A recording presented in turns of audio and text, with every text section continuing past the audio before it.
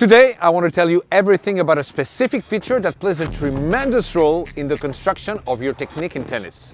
And actually, this is true for all sports because it concerns everyone. This is called the dominant eye. Comfortable hitting your forehand in some situations? Do you feel lost in space hitting your serve? If your answer to any of these questions is yes, it is probably because you're in a position that is physiologically wrong. You'll see, it's easy to correct and this will change your life. Not many coaches know about it, and as a consequence, many players develop technical mistakes. Follow me, I will explain you everything. The first thing to do is to straighten your arms in the direction of your coach who is on the other side of the court. Now with your fingers you make a triangle and you put your coach inside the triangle. So now the first thing you're going to do is close your right eye. Is he still in the triangle? I cannot close my right. No. He's still in the triangle, and you, when you close your right eye, is getting out of the triangle, which means that the accurate eye is the right one. Now you open. The general rule is to always have your dominant eye fixed on the ball. Why? If your dominant eye is not focused on the ball, you adjust your placement and contact point. Champions have developed a technique that is dictated by their dominant eye.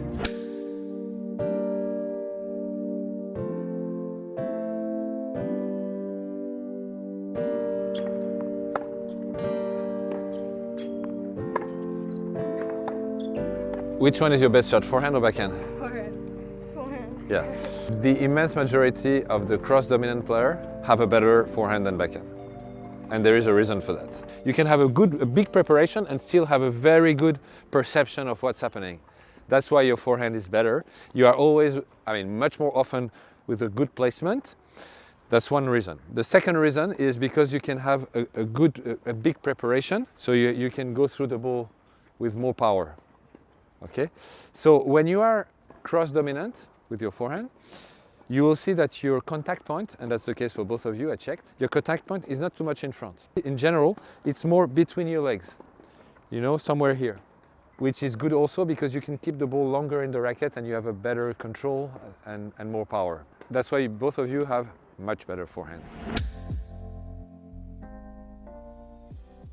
Show me your backhand without the ball. Okay.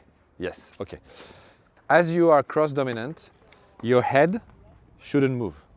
If your head doesn't move, your left eye is always seeing everything. If your head moves in the preparation, your eye is there, the dominant eye, and this is not good for tennis.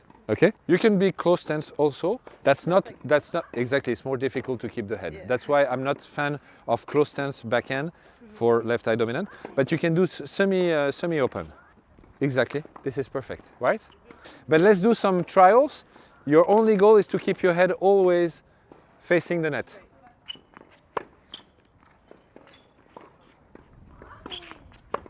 Your head is turning all the time.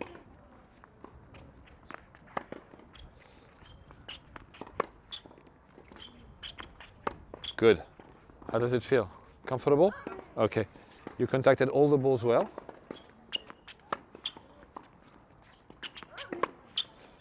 How do you feel?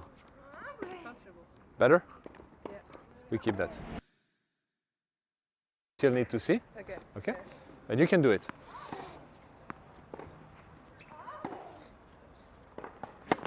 Yes, exactly. One more. It's difficult to control the toss because you're not used to it, but yes. Okay, very good. More power, huh? Yeah. Yes, good. Good news! Wait, I'm gonna make sure your arm goes where it should. So it's like... No, yeah, but after you serve normal, huh? Yeah, no. After you serve normal, it's just your toss for the moment. Yes, it's much better. Okay, one more. A bit behind. It's better, huh? More power, huh? And the Rodic.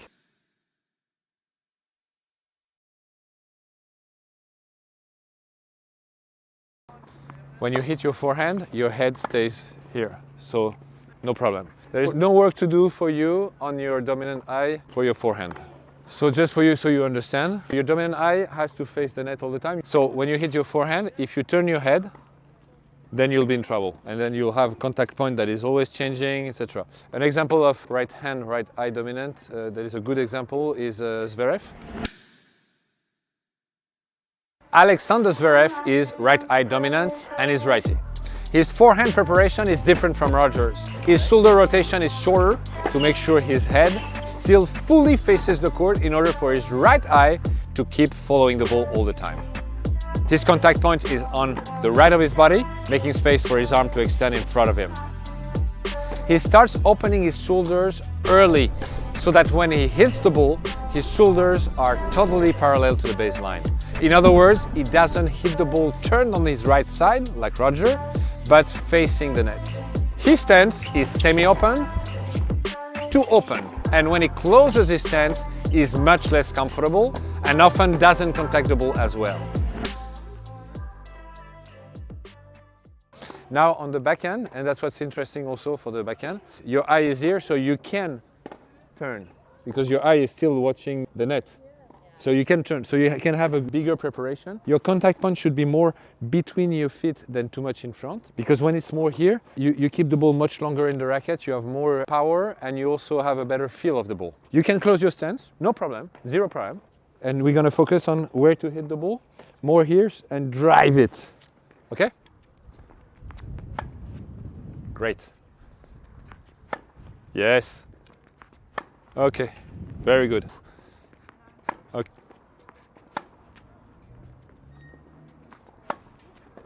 Okay. Good, this one, very good, this one. Yes. Ooh. Great. Down the line, exactly the same. Push with your hands.